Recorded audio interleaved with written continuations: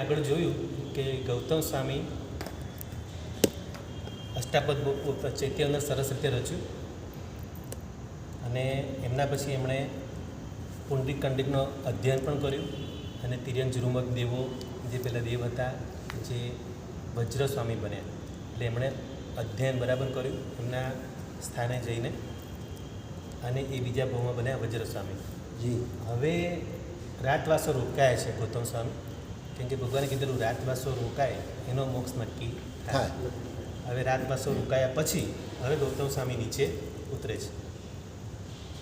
હવે અષ્ટાપદ પરથી નીચે ઉતરે છે. હવે નીચે પેલા બધા તાપસો રાહ જોઈને બેઠેલા જ છે. કૌંડિન્ય, દિન્ય અને સેવા, આ બધાના ગુરુ, એટલે કે ગુરુ સાથે 501 અને 501, બરાબર.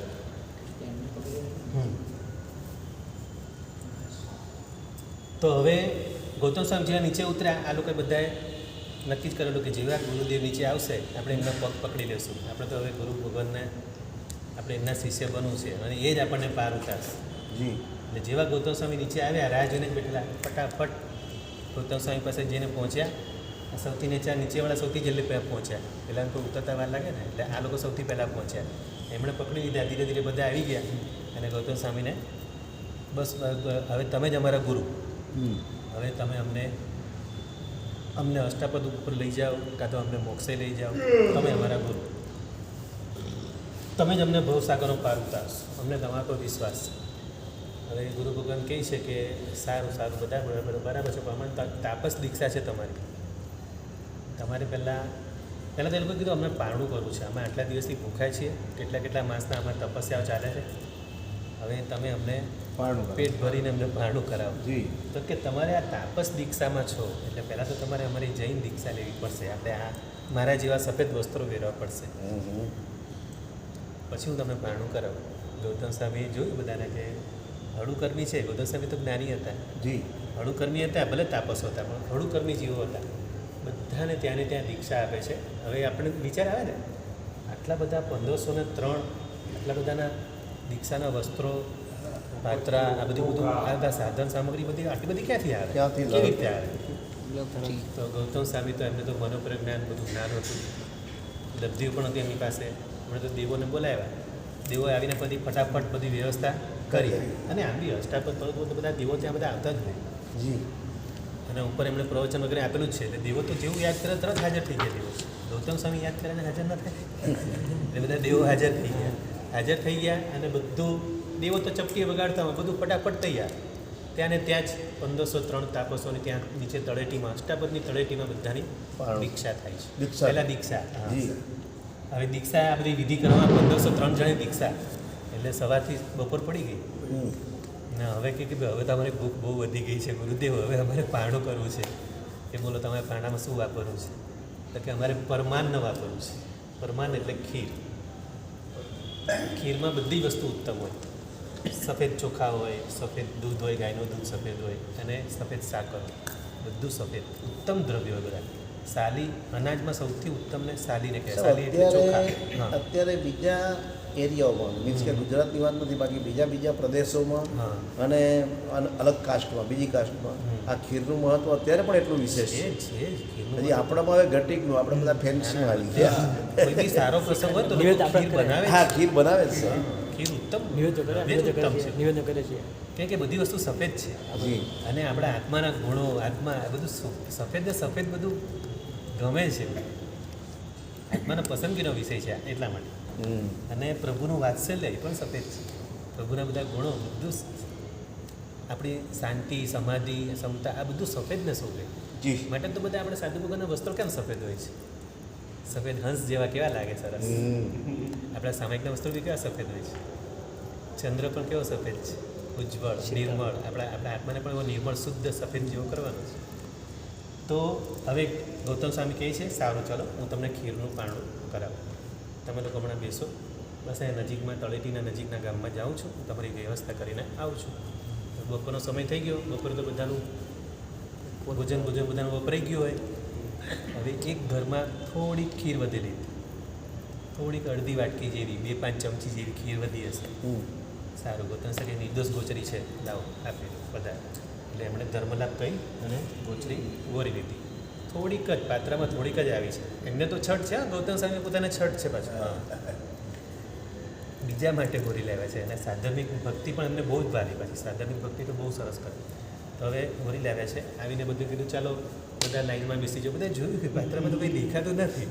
તમે ચિંતા નહીં, તમે બધા બેસી જાઓ. આમાં શું પારણા કરાવશે બધા? હા. અને ગૌતમ સ્વામીએ પોતાનો અંગૂઠો અંદર પાત્રામાં રાખ્યો અને એમનામાં અંગૂઠામાં આપણે બોલે ને અંગૂઠે અનંત લબ્ધિના નિદાન એવા ગૌતમ સ્વામી, એમાં અંગૂઠામાં એમની અક્ષીણ મહાનસ નામની લબ્ધિ હતી. એટલે અંગૂઠો રાખ્યો, બધાને લાઈનમાં બેસાડ્યા. ચાલો બધાને પાત્રા ભરીને બધાને ખૂટે જ નહીં, ખીર નીકળ્યા જ કરે. એ લબ્ધિ અક્ષીણ મહાનસ જો લખી દો.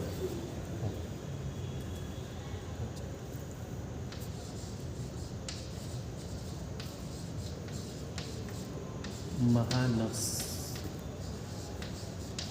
સાહેબ હમણાં પૂર્વ કાળમાં અને હમણાં વર્તમાનમાં પણ આપણે ત્યાં આચાર્ય ભગવંતો ઘણા બધા એવા છે કે મોટા મોટા રસોડા ચાલુ હોય ને ત્યારે મહાત્મા રસોડામાં જાય, વાસક્ષેપ કરે. એટલે પછી તમારે સમજી લો ને કે 5000 માણસનું બનાવ્યું હોય ને અને 7000 માણસ જમી જાય ને તો ખૂટે નહીં.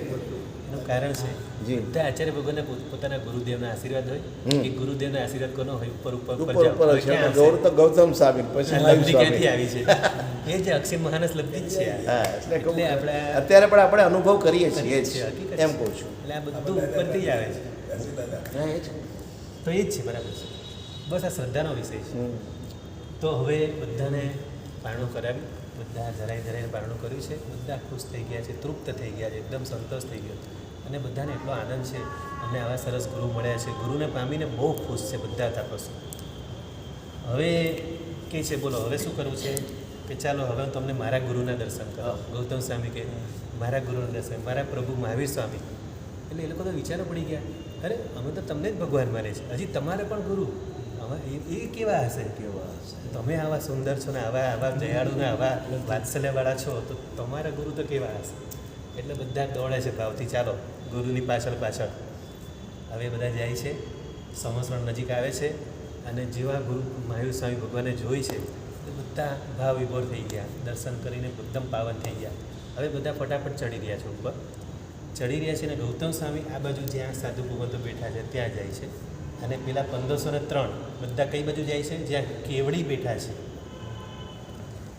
કેવડી ભગવંત બાજુ જાય છે. એટલે ગૌતમ સ્વામી રોકે છે, અરે ક્યાં જાઉં છું? ગૌતમ સ્વામીને ખબર નથી. એ લોકો જાય છે બધા, અને ભગવાન એમને કહે છે ગોયમ રવા દે. એ લોકો જ્યાં જાય છે બરાબર છે, એ બધા કેવડી છે. 1503 બધાને કેવળ જ્ઞાન થઈ ગયું છે. હવે આપણે વિચારીએ કે આ લોકોને ક્યારે કેવળ જ્ઞાન થયું? તો સૌથી પહેલાં જે આજે 8મવાળા છે, ત્રીજા પગથિયા હતા, એ લોકોને તો જેવો ઓઘો મળ્યો, ગૌતમ સ્વામી જેવો ઓઘો આપ્યો ત્યારે જ કેવળ જ્ઞાન થઈ ગયું. પણ એ લોકો જણાવતા નથી. આ ગંભીરતાના ગુણ છે. એના પછી છઠવાળા જે આપણું ખીર લાવેલા ને, ખીર વાપરતા એમને કેવળ જ્ઞાન થઈ ગયું છે.